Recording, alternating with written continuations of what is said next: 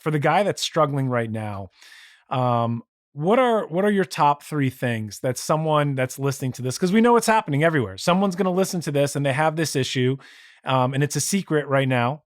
What do you suggest for that guy? Can we give something tactical, something someone can do today that's listening to this on how do they take action if Yeah, they wanna stop, if they wanna change their life?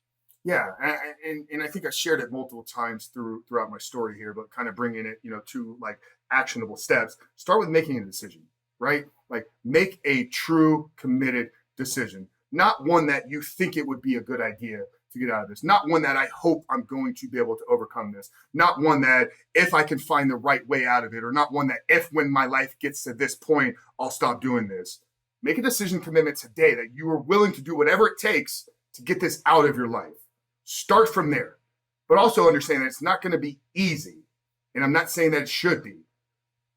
So if you start from the decision, responsibility is mine to change, then the rest can be accomplished. But if you're living in a victim state or a victim mentality, or you're not willing to take the responsibility that you are the one that's caused this problem in your life, brother, you've already lost. You've already lost this fight. So start with a decision and commitment and taking the responsibility for yourself. The second thing I would say is find somebody to talk to. Find an open space, a container that you can have a conversation without judgment. Not with your wife, with another man. Ideally, a man that has already overcome it in his life. Don't go into a support group first.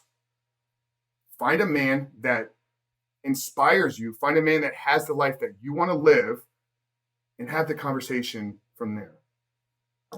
And then figure Ooh, it out powerful. from that point on. But I don't even know if the 3 steps are needed. Like obviously the third step is like get a coach, get a program, start taking action on it. But it's got to start with a decision and commitment that you're willing to do whatever it takes, and also from the frame that is going to be your responsibility. Nobody's coming to save you. Start from there and then have the conversation and then figure the rest out along the way.